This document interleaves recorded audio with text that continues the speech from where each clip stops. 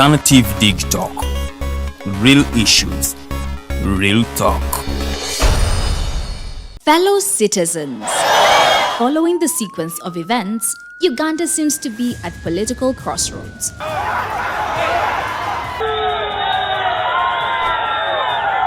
I'm not a servant of anybody. Madam, I know the law. As such, Alternative Digital brings you the Interface Show with retired Colonel Dr. Kiza Besuje. Let's keep on the same page on Alternative Digital. As he gives you the alternatives on the transition question, rule of law, human rights and freedom, youth inclusion in governance, economic stagnation, as he confirms. I'll be always here, Saturday from 10 a.m. in the morning. Be there. Don't miss the live discussion on the Alternative Uganda, Digitalk TV Facebook pages, and the Alternative Uganda YouTube channel.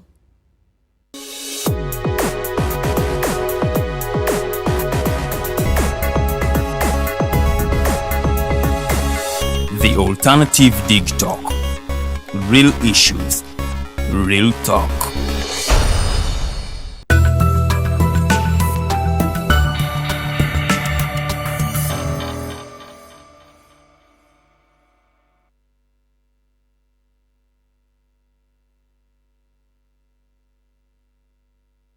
Lwakuna ennaku z'omwezi 13 omwezi tuli mu gwa 10 omwaka 2022 tukwaniriza nateera ku programu y'enganzi the Diaspora Link. Webale kubanga wekuumira ku Alternative Uganda, webale kubanga wekuumira ku Digitalk TV, webale kubanga ku linnyo ng'era ogoberera ebigenda maaso mu ggwanga lyattu Uganda. Nyongera okujjukiza gwali eyo yonna gy'oli nti oli ku program eyitibwa Diaspora Link nga nze omuweerezaawo Nixon Segawa. Programu eno yoweeri okubanga eyogera ku nsonga eza buli munnauganda gwe awangaalira era akolera wabweru w'eggwanga lyaffe Uganda.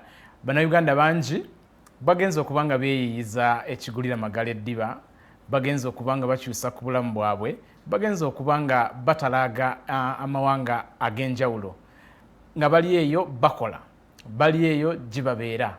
Ensonga ezo ezibakwatako nabagamba nti naffe ziba zitukwatako waneene waka, ensonga lwaki tuba tukuba tooki zaffe ne kamera zaffe okubanga zituuka eyo yonna gye muli. N'olunaku lwaleero tulina ensonga ennyuvu, ensonga ennungi gye tuzza okubanga tulondoola tubeere nga nate tutunuulira kiki ekigenda maaso mu nsonga ya munnauganda mwannyinaffe ayitibwa Kyotalimye Joan Agnes. Ono nno omunnauganda gye buvuddeko awo mwenna abali ku mitimbagano yavaayo emabegako awo ne yeekubira enduulu nga ayagala buyambi okubanga ataasibwa ng'ali mu ddwaliro mu Saudi Arabia. Bingi byayogedde, bingi bye muwulidde, era tukkiriza nti ababadde tebannaba kubaako kye bawulira mugenda kubanga mubaako ne kye mutegeera ku munnauganda. Twabategeeza nti omunnauganda ne bwabeera omu, ne babeera bataano, ne bwabeera bameka, bonna bamatalinga, bonna kikulu. Yensonga lwaki ne bwaba muntu omu tuvaayo ne tumuwa omulamwa ne tusobola okubanga tuwuliriza ensonga ze, olw'ensonga nti tuba twagala nayo obulamu bwe bweyongera okubanga butereera.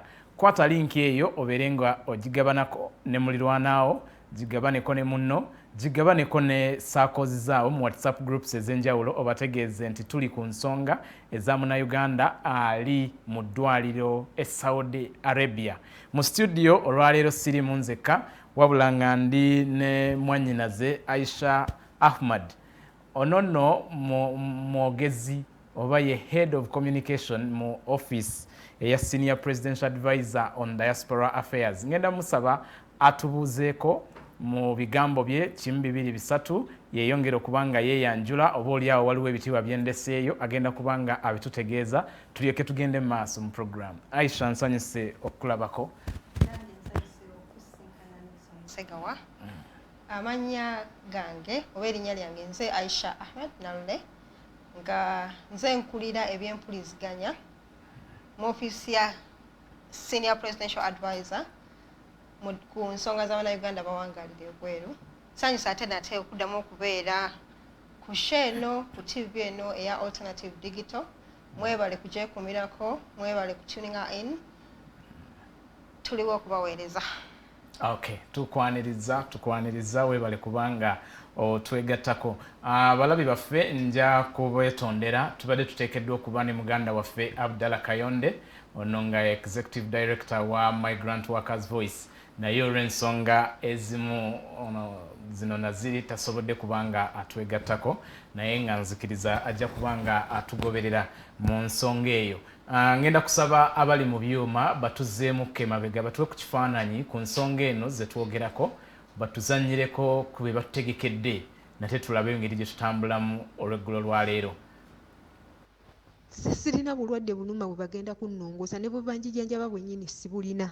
Just bali mu kunteekateeka basobole okunkola byo bye baagala. Bannange nsaba buyambi bwammwe. Gavumenti weeri eveeyo basobole okunziza e Uganda. Bannunula okuva mu buwambe. Wendi sifuluma. Bamperekereza ndi eno ku fulo erabika ya 5. Amannya agange nze Kyotalimye Joan Agnes. Nga ndi eno Saudi Arabia. Najjira mu kampuni gye bayita Alaska International ye yandeeta eno. Naye ndi mu ddwaliro mukama wange yandeeta nansula mu ddwaliro ngenda kuweza wiiki. Nsaba buyambi bwammwe. Nze banjijanjaba naye siri mulwadde. Bali mu kunjijanjaba naye siri mulwadde. Ate olunaku lw'ejjo nagudde ku kapapula nga kaliko orthopedic surgery nga balaga nti we banaamala okunjijanjaba nga bannongoosa mu magumba gesimanyi bagenda kunnongoosaamu ki kubanga nze sirina kinnuma. Bannange nsaba buyambi bwammwe. Eyo bye bimu ku bingi mwannyinaffe byazze okuba nga yavaayo emabegakaawo n'abeera ng'ategeeza eggwanga. Njagadde olwaleero office eno eya Senior President Advisor on Diaspora Affairs omukyala Aisha Ahmad gye buvuddeko awo bafulumizza ekiwandiiko nga kinyonnyola ku nsonga za mwannyinaffe gwe tuli mu kwogerako. Njagadde muwe ku budde abeere ng'atunnyonnyola bonga office ekwatagana ku nsonga za buli munnauganda ali wabweru w'eggwanga.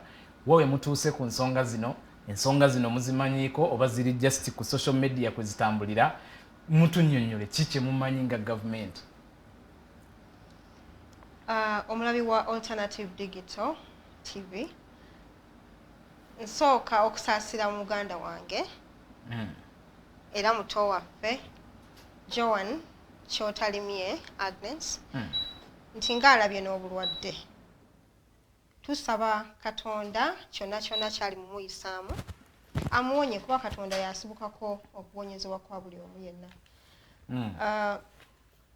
Ku Sunday ku Independence Day nali waka nga tuli kulaba emikolo gya independence zaali ziri 7. Nenfuna akameseji ennamba nga sigimanyi. Nempuwuliriza ennamba yali ya Saudi nga always era abaana bebatera okureaching out. Nempuliriza ngenda okuwulira eddoboozi ly'omwana nambi ne binkwatako nempulira ennaku naye ate nempulira mu mutima nga guntudduga ne ngamba omwana wafaali kuki akatambyako. Yes. Yes. Lwakwanze ke nafuna kali tekannaba kubeera mu forwarded many times. Kakati bwe immediately ne tukozesa links zaffe ne nfuna contact ya Joan. Immediately ne munoonya. Ne mweyanjulira. Ne mubulira erinnya lyange ne mubuuza ne mugamba ntegeezeddwako nti oli mu mbeera etasanyusa. Kiki ekigenda mu maaso kuba normally omwana yenna bwa reaching out gye tuli ng'ayina obuzibu bwonna twagala nnyo okuwuliriza ensonga z'omwana nga tetunnawuliriza muntu mulala yenna. Mwenga office muwuliriza abaana? Yes sebo. Si mulundi gumu seebiri.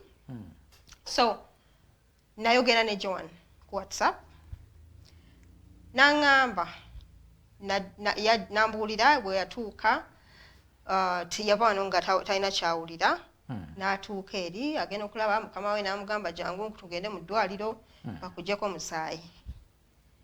Ne bamuggyako omusaayi, ne bamuggyako stool, ne bamuggyako ekikolondolwa kuba yali akololakololamu nga si kwamaanyi naye ng'alinamu ekifuba ekyokukolola. Kati ne bakebera akakolondolwa sputum bwe bakiyita mu Luganda sikyo?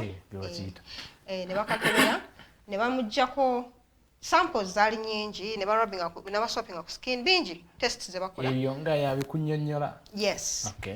N'aŋŋamba ne bamala n'addayo ewaka.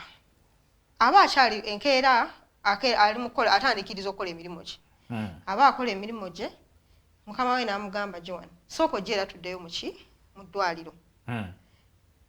Naye mu kumugamba okugenda mu ddwaliro n'amugamba ye, ne basooka ne bamutwala bamukolako testi za mirundi 2.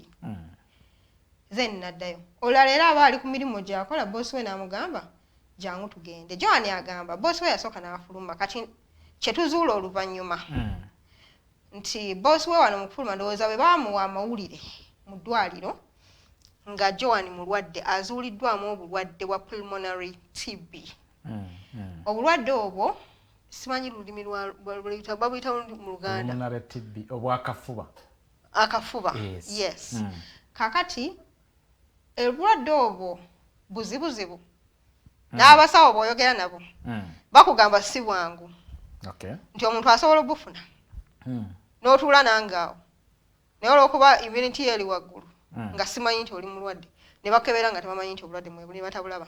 So bakama be babategeeza okusinziira ku medical forms twafunye access bwe basooka omukeberera babagamba alina TB era ne ba-instructinga bamutwale mu ddwaliro aweebwe ekitiibwa ekitanda. Yeyemu ku medical form eri mu kwogerwako. Nga tetunatuuka ku medical form eyo waliko tests. Medical tests ezaalwanirwa mu laboratory. Results ezaavaayo zaalaga nti akakolondolwa ka Joan ka muto wange katestinga positive ku kawuka ka bacteria akalwaza TB oba akafuba. Naye kye tutegeera oluvannyuma nti mukama we omwana tebaamugamba era baamukola bubi bambi mukazi wattu. Kwa mukazi we boosi we yamugamba jangu tugenda naye jangu n'ebintu byo byonna.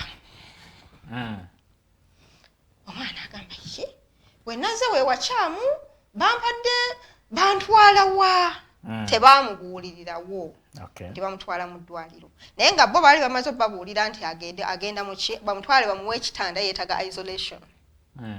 So n'agenda ne mukama we bwe batuuka mu ddwaliro bakama be ne bamuwaayo mu mikono gy'abasawo. Abasawo ne bamutwala ne bamukeberako test ne bamuggyako omusaayi era baddamu ne balwaninga tests endala awo ng'awo wonna tebannamutegeeza mukuddamu okulwaninga tests awo. Baamugamba wazuuliddwamu obulwadde kati agenda okulaba nga abasawo nabo beesabiseemuko. Naye ndowooza era ng'embeera ya covid bw'ebeera ennaku zino tulina covid. Amuddamu bamuggyako omusaayi bwe bamala bakama be teyaddamu balabako.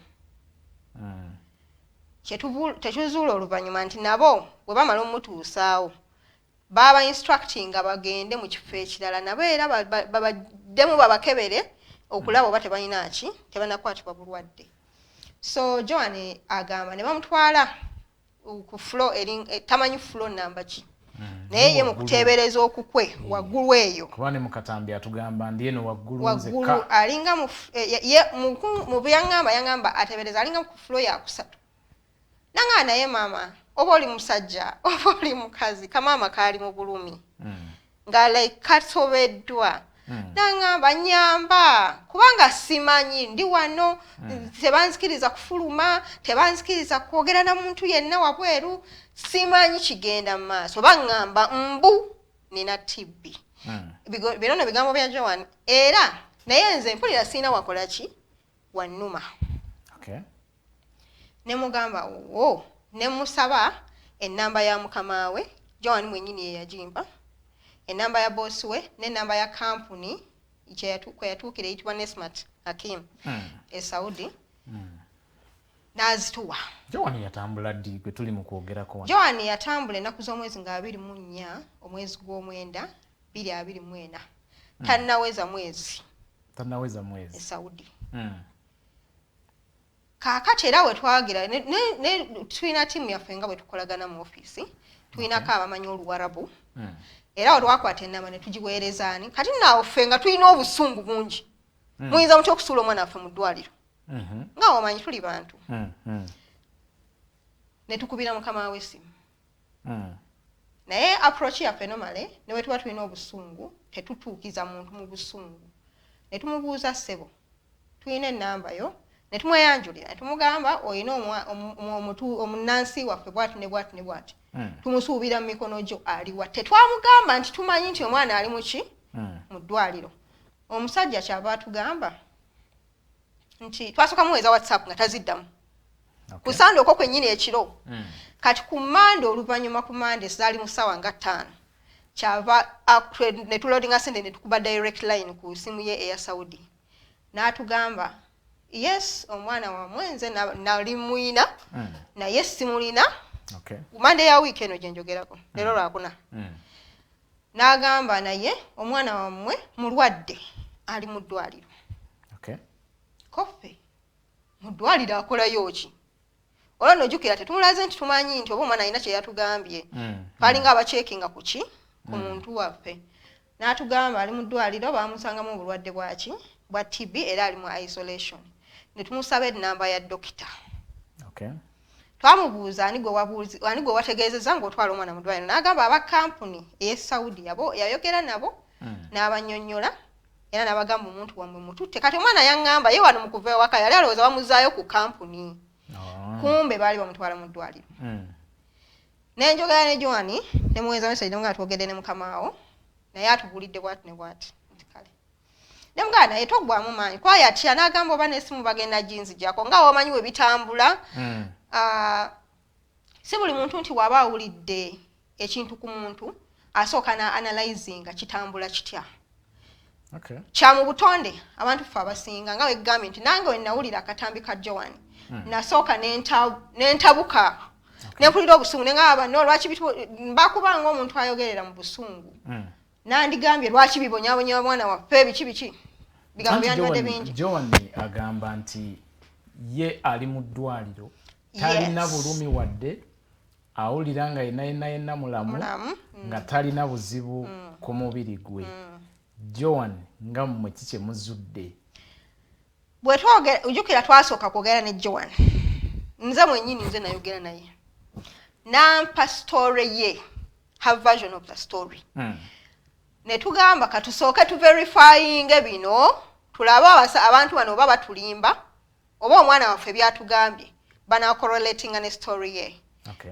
kwe twali twogera ne mukama we tetwamulaga nti omwana alina kye yatugambye ffe twalinga abakola follow up ku mutuuze wa Uganda ali mu responsibility ye so we yatubulira nti omwana ali mu ddwaliro tumusaba ennamba ya dokita avunaanyizibwa ku Joani n'asooka n'agiraagiramu awo ngera bw'obimanyi muntu tomalaga mutuukako omusaba kintu naye twamweyanjulira mu buvunaanyizibwa bwaffe obutuufu sijja biyita bitiibwa mu buvunaanyizibwa bwaffe obulambulukufu yagamba n'atuwa ennamba yaki y'omusawo yatuwa ennamba 2 esooka ne tukuba ey'omukyala nga teyitamu ne tukuba ey'omwami Mungu n'atusaasira n'eyitamu ne tumubuuza keesi y'omwana ne tumubulira amanyalaka the Uganda oluzungu lwali bwe lutyo naye nga alwogera tutegeeragana tuwuliziganya n'atugamba girl sick TB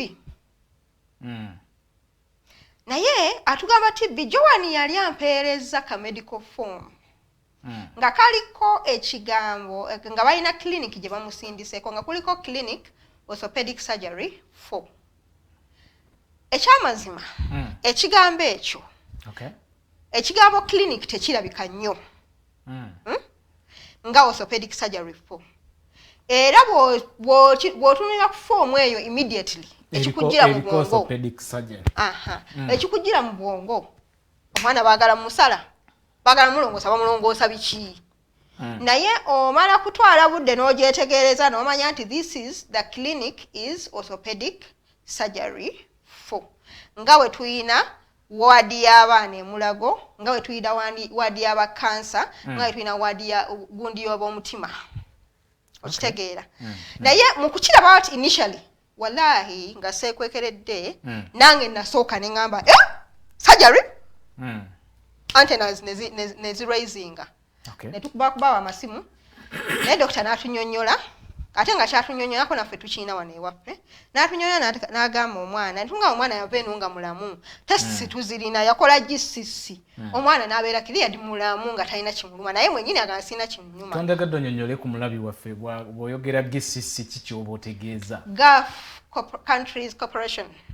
GCC ensi ezo ezeegattira mu kyondo ky'obuwarabu omuli Oman, Saudi, UAE ensi z'abawarabu ezo olw'ensonga nti bajja bafuna ebizibu bingi balwana ne beekolamu omulimu ne beegatta ne bakola ekyo ekibiina nkiyita ekibiina ekiyitibwa Gulf Countries Corporation kati GCC bayina amateeka nga wetulaba wetulina East African Community nti ne bakola amateeka nti omuntu yenna ayingira Kenya oba ayingira TZ oba ayingira Uganda oba Rwanda ayina okukeberebwa endwadde eno n'eno wammanga era nga tekiriiko nti ngenda mu nsi gundi era bakwata amalwaliro ga kinoomu ga applyinga mu health council ya GCC tuwana Uganda tugalina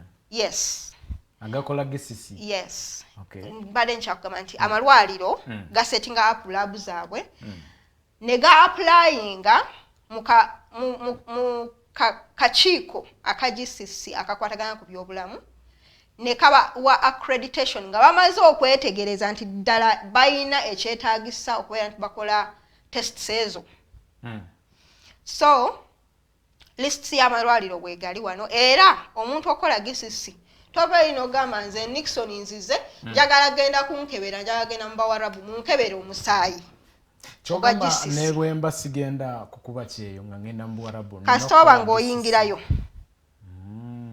bakebera ndwadde nga ki kuliko TB kuliko siriimu kuliko embuto bakebera oba oyina enkovu bakebera ebintu bingi basically kati naddala bano abaana baba bagenda okukola emirimu gy'awaka emirimu gyabwe girimu okubeera nti emibiri gyabwe giri involved omuntu alina enkovu tajja kusitula kizitowa tajja kuba alina ebintu byatajja kukola so beekenneenya okulaba nti omubiri gwo n'obulamu bwo buli fit ogenda okukola emirimu gy'oba ogenda okukola ki okukola so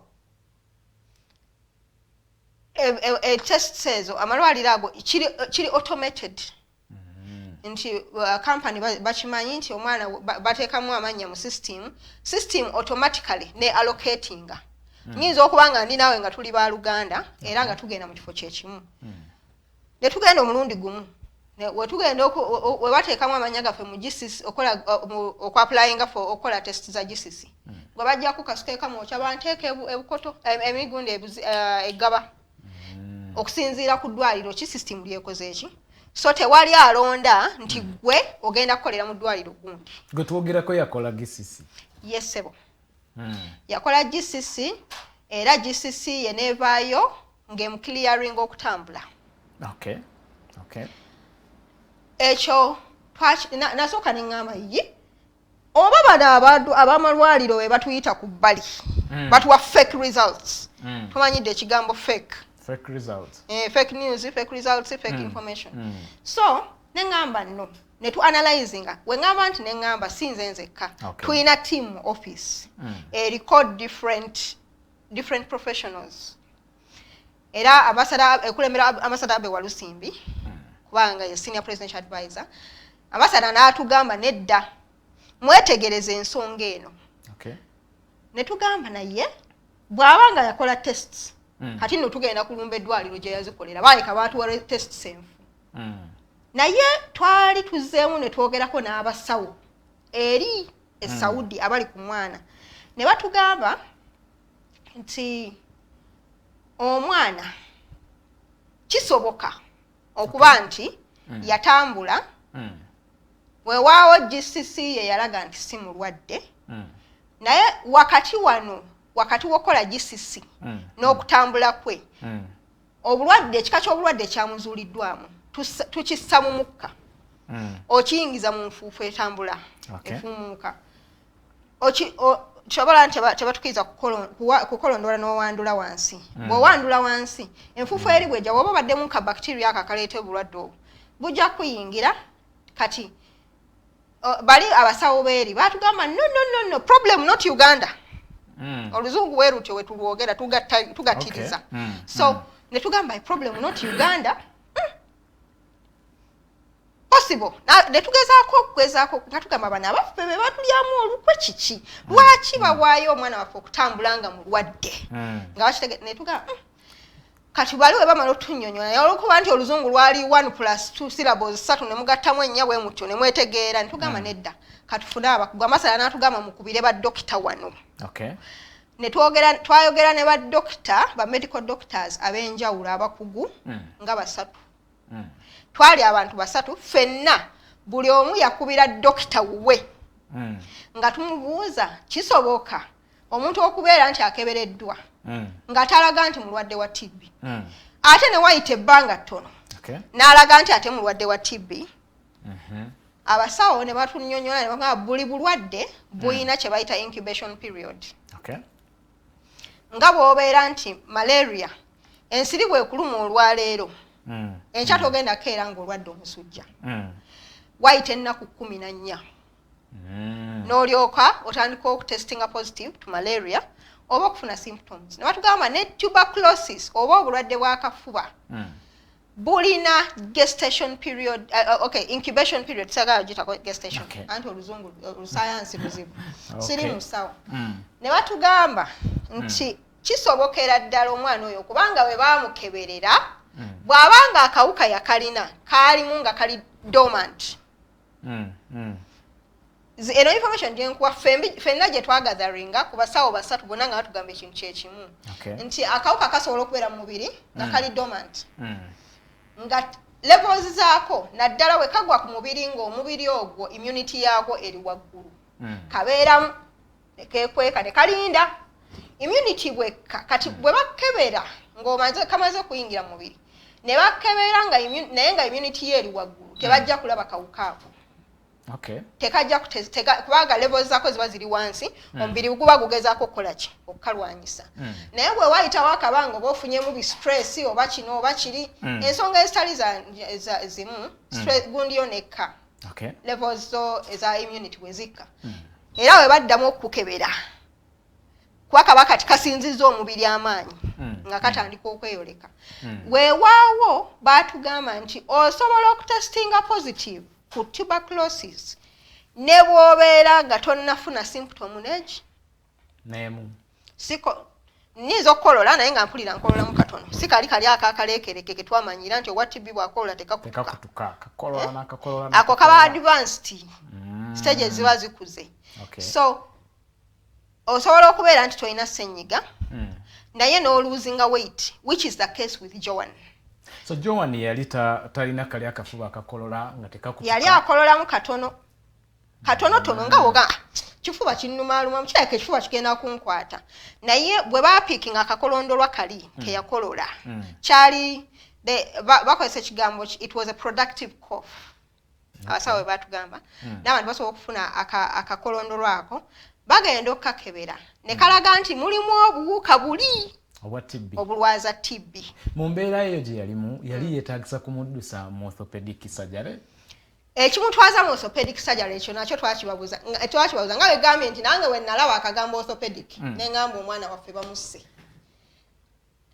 okimusindisa mu orthopedic surgery era nga abasawo bayonge ne bakitunnyonnyola ne batugamba TB sometimes bagenda omulaba aba asensedde ate lwakuba nti ffe twamanyira nti TB abeera mu mawuggwe naye obuwuka obwo busobola okutuula mu kibumba busobola okutuula mu magumba busobola okutuula anywhere in the body ne bumanifestingira eyo oba okutuula mu bifo ebibiri oba ebisukkako awo so kati bano we bafuna that result eya TB ekimusindisa ku orthopedic surgery ward kwasesinga TB ono level kwali amanifestingidde mawugwe amanifestingidde mu bagumba bakola different tests kyekyamusindisa ku ward eyo eya surgery okubanga bakebera tebamusindikayo kumulongoosa bamusindikayo kwaseesinga obulwadde buno bwalina butuuseewa mu mubiri gwe oba bweragiddewa buli mawugwe buli magumba buli wa kuba bamusaba ne x-ray. So ekyo ne tukinyonnyoka ne tugamba mutuwonye tubadde tumanyi omuntu waffe mwagala mukola ki kumulongoosa mujja mu bibye ng'enjogera bweriwo. So bwe kibeera bwe kityo ne tumanya nti internationally ezimu ku ndwadde ezitakkirizibwa nti omuntu waagifunira wabeera twandibadde Joan akomawo wano ewaka n'abeera mu bafamire ye ne naffe bamujjanjabira emulago wano kyetwagala era we twaengaginga aba kampuni eyamutwala eya Lasta bali ready ne ssente weeziri ezisobola omutika ku nnyonyi essaawa eno n'akomawo. Mwabengaginga aba kampani? Yes. Mwana agamba kampani njikabiridde njiyise ennyambe terina kyennyamba. Ebyo byonna yabitugamba ne tuengaginga ku kampani. Ekirungi twagenda okwogera ne kampuni already nga case bagikoze eki bagifunyeeko information nga nabo balina stages ze bali mu kutekinga to act nga bali mu kukwatagana ne kampuni eSaudi okufuna facts eziri surrounding case y'omwana. Ku Lwokubiri alwali Lwakubiri yes wetuba engaginga ne tubagamba anti oba tomanyi munnange omwana oyo mumukomyewo lwaki takomawo waba mulwadde akomewo eka naye ate ne tujjukira nti abasawo baatugamba internationally oba oli mu America oba oli Uganda oba oli mu nsi ki kasita bakuzuulamu akawuka akaleeta TB no testing positive the first thing they do isolate you biringa bya covid kaakati tewali nnyonyi eriko bantu balala kwogenda kutuuza muntu alina TB atambule nabo kubanga nagambye mu ntandikwa nti obulwadde buno bwa TB singa nkola nga COVID was spreading ne TB ali airborne bwe nkukwata ku sikini nga kwali era nja mufuna okitegeera. So nekiba nti cost y'okumukomyawo mu mbeera gy'alimu kiba kitwetaagisa okupangisa ennyonyi ng'egenda kuleeta ye yekka. Tulina Uganda Airline mwandiyambye omwana waffe n'abanga akomawo mu office ya president. Webale gula n'amafuta webale tuwa ne clearances ezeetaagisa mu aviation webale zituwa. Twagadde okwongera okutegeera embeera Agnes Mwali nga Madam Aisha bw'ayongera okubanga atunnyonnyola. Tumwebaze Godfrey agambye wano regards to Madam Aisha, my former lecturer at Wumkat. Nono yabadde agamba nti thank you. The Alternative Uganda Office of the President should involve bloggers to expose such companies that mistreat our sisters and brothers because companies usually pay mainstream media to do good adverts, yet it's different. Oyo nno ye mutabani tumwebaze Godfrey. Njagadde otuzanyire ku ddoboozi eryo otulabe embeera omwana muwala gy'annyonnyola gy'alimu currently tulabe. Bozi baade bamubise. Bangi bavuyeyo ne bamubika nti mufu katulabe kiki kye tulinawo ng'aba Alternative Diaspora Link. Amannya agange nze Kyotalimye Joan Agnes. Ndi Saudi Arabia naye nkyali mu ddwaliro. Nkyali mulamu sinnafa nga bo bwe bagamba. Ensonga zange kampuni eri kuzikwasaganya ne embassy nsobole okudda ewaka. Mwami kanso osiibye otya ssebo kansubire nti oli bulungi. Nze ndi mulamu. Abo ab'amawulire mu bagambe baveewawo nze ndi mulamu. Lwaki mummalako emirembe? Bintu bino mpulira bimazeeko emirembe. Tewali katambi ketwatadde nze sinaba nakuddamu kuta katambi kuba sirina wifi. Sirina kyemmanyi ku bigenda mu maaso sirina kyembimanyiiko. Senga talina kyamanyi nze gye ndi mulamu. Talina kyeyatadde tekirina. Senga wange mumuleke talina kyamanyi. Nebyo byennyini bye bagamba mbu yamanya nafudde manya nze ndi mulamu nze mwennyini ayogedde naawe.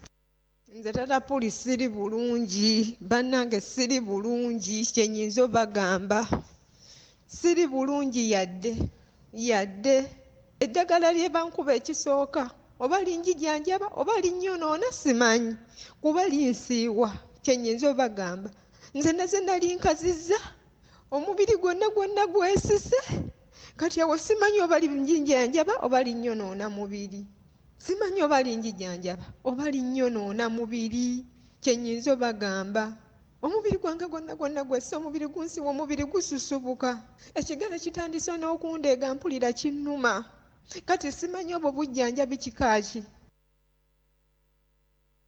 fuko Joan oba oliawo gwali eyo naawe osobola okutuyamba okumanya kiki kiri naye nga office ya president eri mu kwasaganya ensonga eno twagadde batunnyonnyole nga bw'owulidde amaloboozi ago Joan ali mu mbeera ki entuufu we twogerera kaakano okusinziira ku communication gye twasembeyo okuwulira ne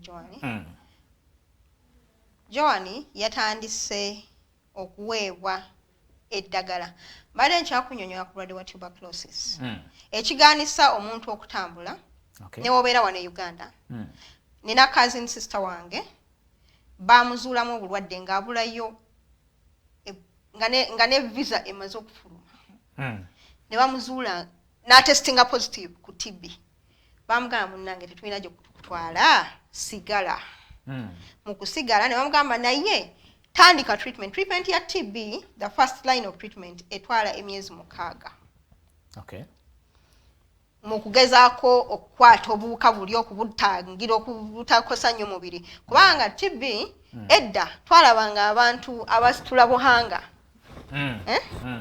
obukono ne bukolayo ne bakenena munnange olulimi lw'essomero baluyitanga buhanga omuntu n'akenena TB kyekirwadde ekisinga okuleetera abantu okukenena bwe kiba nga tekijjanjabiddwa mu budde it is a killer disease abantu abasoba mu bukadde 6 buli mwaka worldwide bafa naye ng'ekibase TB tuli mu kuzanyira ku world killer yes sebo gye twogerako kati yes sebo kaakati abasawo kubawe batugamba tumujjanja naye tubagamba mumuwa ddagala ki omwana waffe temumuwa eddagala edda erikola ebirala olwokuba mwagala ebirala kye baba batuweereza medical report era ndowooza twabadde nga tugisharinzeeko medical report eyo ng'eraga nti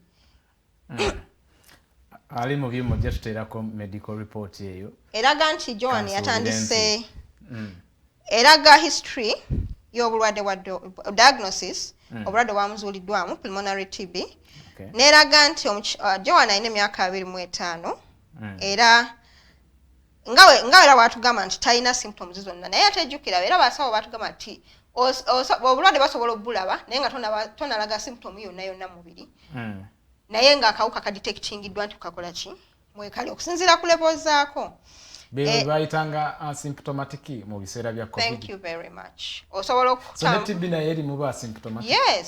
Yes, there is what they call a latent stage mu TB. Aho siwe ngambira nti baba banimba because bwe mbanga nze sina kyempulira. Ogenda okuzuulamu omusujja nti gukuluma ssebo. Ogenda okulira nti omutwe gunnuma. Omugongo gunnuma omusujja kuba gwakutandikako dda. Okay. Tukiriziganye oba twawukane. Okay. TB bulwadde nga wolaba endwadde endala.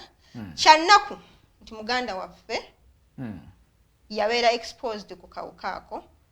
Twebazaamu Katonda okuba nti omubiri gwe gwali mulwanyi.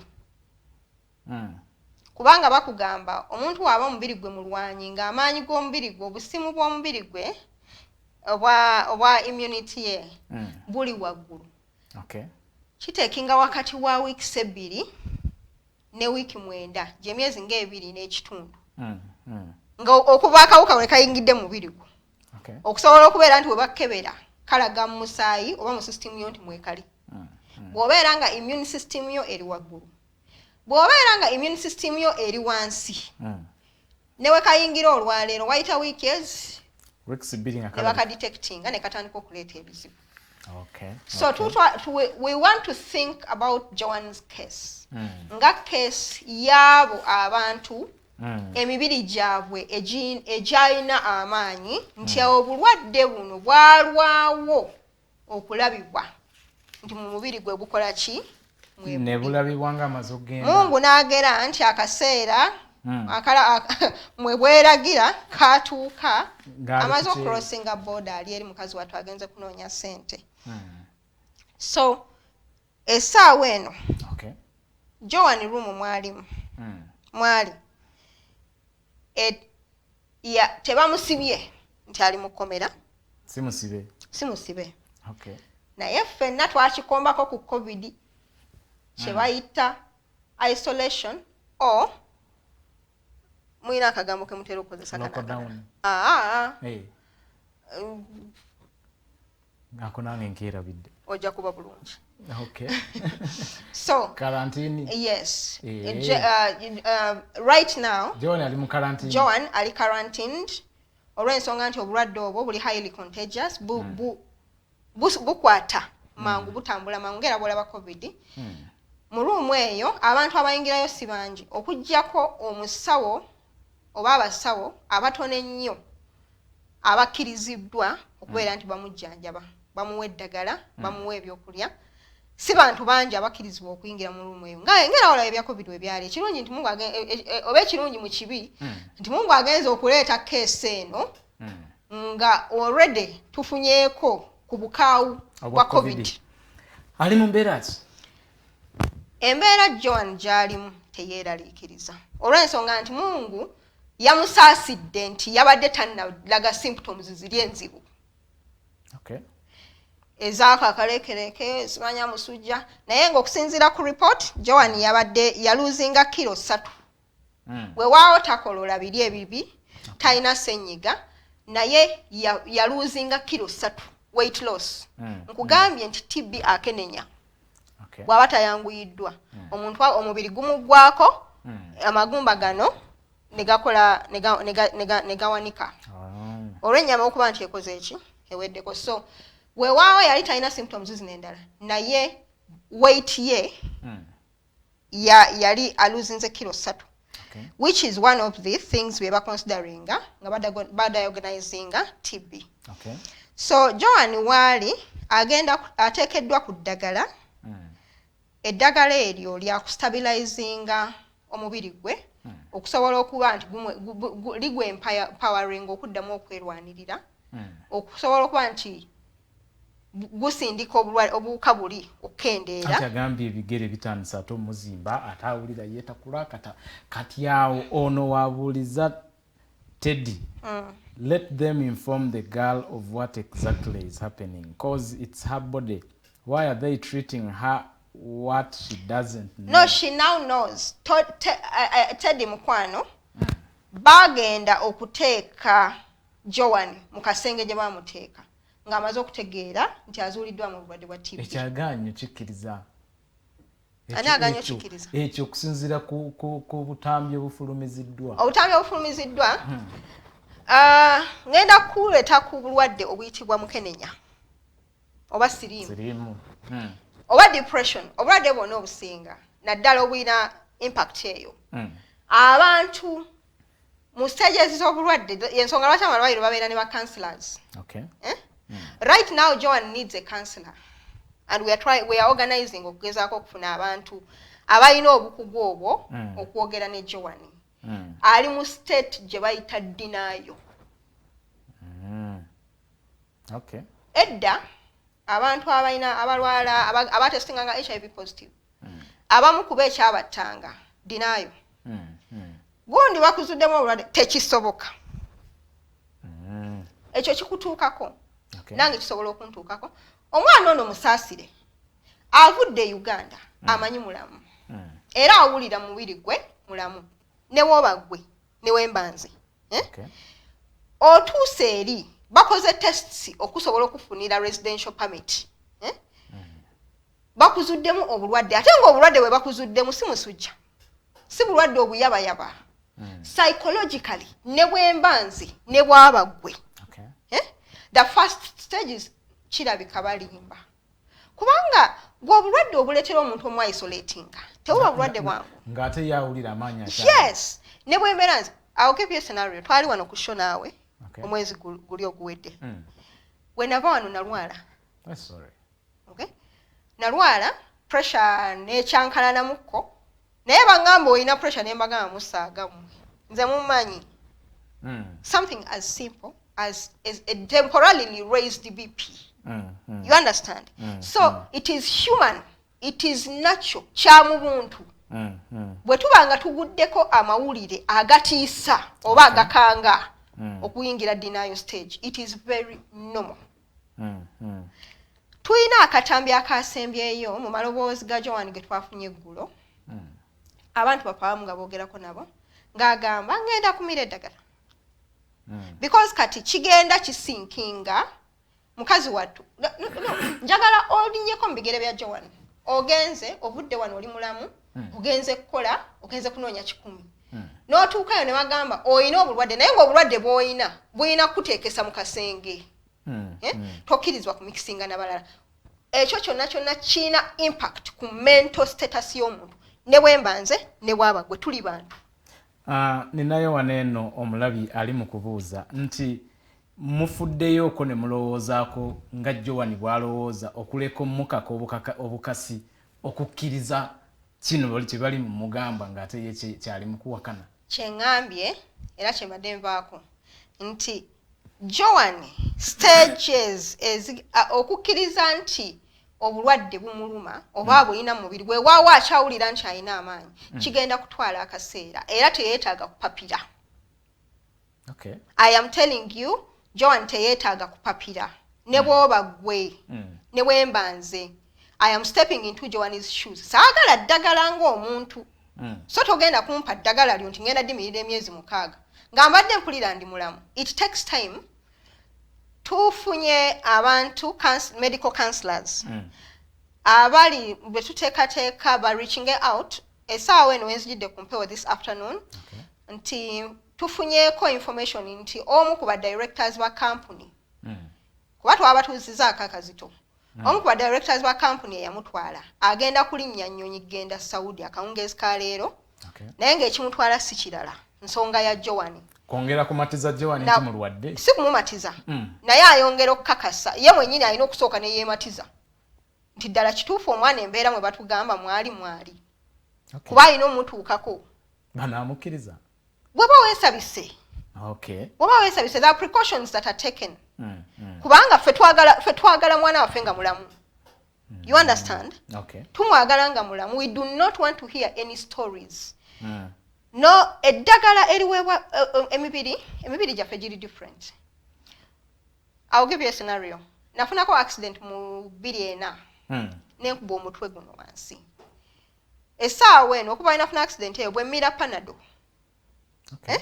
tankolako bw'ojja kumira panado emu otandike n'okuwulira kamunguluze waliwo eddagala eriyitibwa tramadol it's a pain killer tramadol some of the side effects zeyina nti omuntu afuna nausea n'oggwamu amaanyi n'ofuna kamunguluze omira tramadol emu n'owulira ng'ofa ng'owulira oyagala oyebedde nze mmira tramadol 2 nensigala nga nkola emirimu gyange nga bwe nina ogikola why emibiri gyaffe giri different ekyo medically engeri gye nfuliramu pain si gy'owulira pain our pain threshold is different n'engeri emibiri gyaffe gye respondingamu ku madagala ag'enjawulo ge tumira naye eri different Joan might just be the case nga eddagala lye bamuwadde the first line of treatment gyali mu kuteekinga omubiri gwe gureactinze bwe gutyo it will take time they have to investigate and try to understand omubiri gwe okusobola okumuwa eddagala eriri appropriate omubiri gwe gutagenda ku rejectinga okyali omulabi waffe okyali ku Diaspora Link tukyatunuulidde ensonga za Joan omukyala gwe tuli naye mu studio ava mu office ya Senior Presidential Advisor on Diaspora Affairs bavuddeyo ne bayissuinga statement ku nsonga za Joan y'ensonga lwaki tubaleese okubanga bongera okubanga batulambululira omukulu Waneeno Rogers omu ku balabi baffe agamba nti bwakuwulira oliyanga soundinga nga ali ku hearsay tekyo kiyambiddewa siri ku hearsay olw'ensonga mbagambye nze mwennyini I am interacting with Joan directly. Okay. Nasembyeyo okwogera naye ng'ayinamuko kayawulo katonotono era nga kati kigenda kisinkinga in bagambye kino ekintu it's a process. Okay. I am directly communicating with Joan myself. Njogera ne Joan. Kigenda kitandika okusinkinga in nti alabika I'm going to use the word alabika kubanga bwotyo bw'oba feeling. Ndabika nno ndi mulwadde. You understand? Kirabika nina okumira ki eddagala. Eventually ogenda okya acceptinga n'omira eddagala. Bwe nkugamba oyagamba nti we are depending on hearsay. Bwe njogera n'omukugu doctor ayo ajjanjaba omwana, is that hearsay? Or am I speaking to an expert? You understand? It is not hearsay. We are getting information from reliable sources that are directly in contact. Anti katona abayewunya nti Dr. Joan gwe yeraliikirira ate gwe naye gwe bakuwadde gw'oyogera naye. We are in touch with the embassy. Era embassy tetugenda kuvaayo essaawa eno rolling out in the public. Okay. Nti kati embassy eyisa omusawo agenda kukola bwati ne bwati. Already some representatives from the embassy in Saudi batusedde omwana waali. Okay. There are certain things ebitajja kuvaayo because of the delicacy of the Joan deserves privacy. Awumbate temwayanguye okudrawing a conclusion nti mulwadde. Medical evidence bw'ogenda emulago kiki kye bakuwa okulaga nti oli mulwadde? Hanze bampa ebbaluwa za test. Bwe zibanga eddagala ebbaluwa ezikoze tests ne medical report eraga nti omwana mulwadde. Okay? We have verified these documents with doctors, local doctors in Uganda. Okay. Okay? And they have said this is true. Okay? Now, bwe tubanga ebyo byonna tubikoze. Statement yaffe yayishuwingidda mukama wange ambassador Abe Walusimbi. Yagambye the office is committed to leave no stone unturned until we get to the bottom of this. Kino ekintu kitandika butandisi. Eddagala Joan kwali the first line of treatment in TB limala emyezi 6.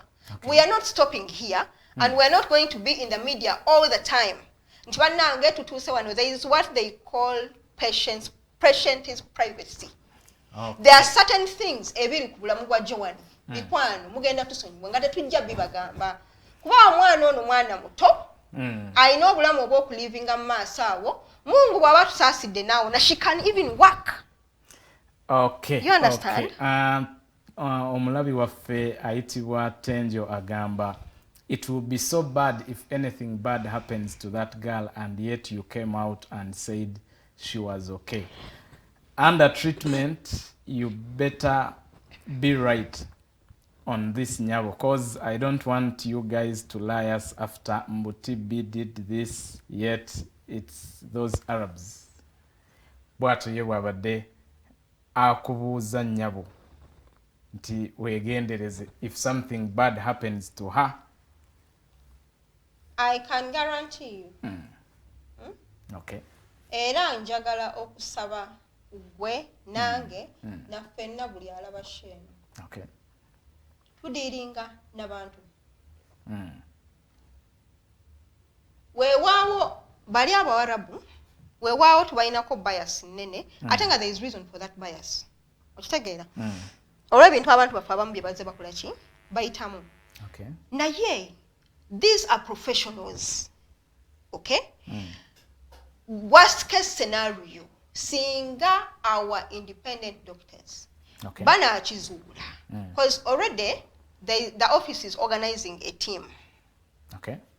Plus other stakeholders. We are organizing a team of local doctors to be in liaison n'abasawo abali mu kujjanjaba omwana. Nabagambye there are details ze tutagenda kubawa. Okay. Because of the nature of those details. Omwana tayina biizni rahman nga katonda w'ensi n'eggulu eyazudde eyaleese okuzuula obulwadde obwo omwana oyo talina kigenda mutuuka oluvannyuma lwa katonda because singa kyabadde nti yazuuliddwa nga mulwadde ensi neetategeera ne tuwanga essaawa eno tetulina kye tumanyi oba oli awo yandigize but we are in touch even ne Saudi embassy wano e Uganda it has offered all the support they can bayogedde n'ambassador and they are ready to cooperate buli ekyetaagisa okuyamba Joan okuvuunuka akazito akamutuddemu essaawa eno gavumenti ya Uganda ne gavumenti ya Saudi ziri ready okukikola. Abaana baffe bafuluma eggwanga nga balwadde nedda ssebo abaana teri mwana afuluma ng'azuuliddwamu obulwadde n'afuluma ng'abuzuuliddwamu singa ozuulibwamu obulwadde nga tonnafuluma tofuluma nkugambye muganda wange baamujja mu lisiti y'abafuluma nga ne visa emaze okufuluma ne mu passport mweri because they're testing a positive ku TB. Okay. So eno medical examination gye bakola eri thorough ebanga full body examination gye bakola sisuubira nti ebyuma ebyo bisobola okubeera right ku bantu mutwalo ne bibeera wrong ku muntu omu so bwekibeera era twakigamba tugamba omwana ono yafulumya ate nga mulwadde nakikunyonyodde dda negamba nti kyavuddeyo nti the complexity eyaliwo ku Joan nsonga yakubeera nti ekika ky'obulwadde kyayina buyina incubation period eri longer depending on immunity y'omubiri gw'omuntu nenkugamba nti kisobokera ddala era kiyinza okuba nga bwe kyali nti Joan we yakolera tests zino newe akawuka we kaba kaali mu mubiri omubiri gwe gwali gukyali abasirikale bago nga balwanira waggulu nga tegunnatuuka kubeera nti gulaga nti akawuka ako kakola ki mwekali. You understand? Omukulu Rogers akomawo n'agamba nti so if the office of the president on Diaspora Affairs is lamenting with us, who is going to help who? We would expect you to come here and tell us what measures you are taking to address her situation, not joining the lamentation. Message eyo yemu kuzasoosa okuba nga ziyingirawo nayo nsaba obeere ng'ojjanukula nga bw'agibuuzizza bw'atyo muli bw'atunulamu bw'ati alabanga naawe onyolwa bunyolwa ffenna tuli awo tunyolwa kiki ddala ddala ekikoleddwa nga mumaze okuzuula byonna byonna by'ozudde nga office. To start with, if we were lamenting, and I'm going to respond in English because he used English. Okay. What is his name? Rogers. Yes. Rogers. If we were lamenting, like you say we are, we wouldn't have the information that I have just shared with you. Precisely because the office has taken action. It is not sitting back. We have been having sleepless nights for the last 4 days. Why? We are trying to reach everyone that we believe can help Joan. I have told you, and I will say it again, we are not going to disclose certain information owing to the delicate nature of Joan's health. Every patient has a right to privacy. There is information that we have access to, and we will not share it with you. But I can guarantee you, we have taken all the steps. All government stakeholders, from Ministry of Gender, we have even included Ministry of Health, because right now it is a health issue. You understand? All stakeholders are doing everything we can to save the life of Joan. So we are not lamenting, boss. If we did, you wouldn't have the information that I've just shared with you. Okay, you also need to take up these reactions from our brother Kayonde, who wasn't able to make it here. He says the fact is there are gaps in the whole deployment process that may require an overhaul of the whole approach. My question to Madam Aisha, what's the next insurance plan for Joan's life after treatment if she was not covered by any policy right from Uganda. Ekyo kinoti nge tusigazaayo eddakiika embaka mabange gye mbasaba munnyongeremu tugyewo ebibuuzo bya muganda waffe Kayonde gwe tweteekeddwa obba naye atasobodde olw'ensonga eziteebereka. Ekyokubiri agamba, don't you think it is prudent enough for Uganda government to take part in the due process of pre-medical checkups than leaving the monopoly to GCC and Uganda government is left to receive outcries from social media? Kulu Kayonde alina ensonga z'aleseemu ze njagadde tubeere nga turespondinga to. I'll start with the insurance policy. The insurance policy, by the way, because talina cover yonna. Unfortunately, what next unfortunately, at the moment that Joan traveled, we do not have an insurance policy. But already, as Office of the President, we have already engaged. Okay. We have been approached, and we are working with stakeholders. They have designed, like UAP insurance, they have designed an insurance policy for specifically the girls that are going to work in the Arab nations. Okay. And every step over 1,000 miles starts with one, every journey over 1,000 miles starts with one step. Okay. Kayonde, right now, Joan may not have the insurance cover, but I can guarantee you, she is going to be treated until she's fine without spending a penny of hers. And she will be transported back home if that's what the doctors advise. And if she still needs to continue treatment, it will be taken care of.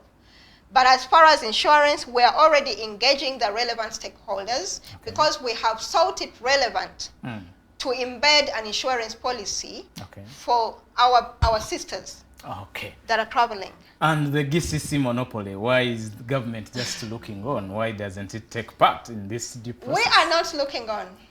We are not looking on. Okay. GCC cannot impose on us if government is not privy to what they are proposing. The hospitals that are doing these tests are amalwaliro agali mu kukola agakebera abaana bano. They are not Arab hospitals. They are not in Kenya. They are not in Zimbabwe. They are not in Saudi. They are not in Iraq. These hospitals are owned by Ugandans who are fully registered with the Ministry of Health. They have a license to operate. They are fully registered and accredited by the Uganda Medical and Dental Practitioners Association Council. So when you say monopoly of the GCC, when the people who are doing these tests are Ugandans, what does that mean? Awo tetugenda kusukkawo olunaku lwaleero ngenda kusaba muganda wange Aisha mwannyinaze abeeko obugambo obw'essuubi bw'asindika eri mwannyinaffe Joan tubeere nga asiibula tuva ate ku programu ey'olunaku lwaleero. Joan mukwano, byengenda okugamba kati nabigambye dda naye nnyongero bikkaatiriza maaso g'abantu bonna abatulaba. Ekirwadde ekikuluma essuubi ery'okubeera nti kiwona weeriri kyekisookera ddala. Sigamba nti ekirwadde ekyo tekirina ddagala. Ekirwadde ekikuluma tewakeera ku makya kiyita kujja kuluma nga nange bwesikeera kuyita bulwadde n'omulala watakeera kuyita bulwadde. Naye Katonda yakuyisiza akutadde mu kigezo ekyo eky'okubeera nti omubiri gwe gukosese olw'obulwadde buno. Nkusaba mukwano obeere n'essuubi mu Katonda. Obulwadde obukuluma ekisooka buwona, kyakubiri toli wekka, gavumenti yo tegenda kukulekerera. Ne kampuni yennyini eyakutwala tegenda kukulekerera okutuusa ng'ojjanjabiddwa n'owona n'oddeeka bwe kinaaba nga abasawo basazeewo nti weetagisa kuddaka ogenda kutereera. Gavumenti yo tekulekeredde, bannayuganda bonna tebakulekeredde. Bambi bannayuganda mwebale outcry gye mwakoze ku Joan. Kitegeeza twagalana ng'abaana ba Uganda, abamama Uganda, era Katonda tukumira omukwano. Tweyanziza gwe omulabi waffe yonna gy'owangaalira era ne gye weekuumidde. Weebala okubanga weekuumira ku The Alternative Uganda. Genda maaso ng'olikinga page yaffe genda maaso ng'osharinga emboozi eno ekyagenda maaso era weekuumire ku mukutu guno kukyaliko ebirungi era ebinyuma twetegese okuba nga tukuweereza buli lunaku. Nsigadde Nixon Praise Segawa, tusinkane nateera ku lwokuna oluddako. Mukama abankuumire.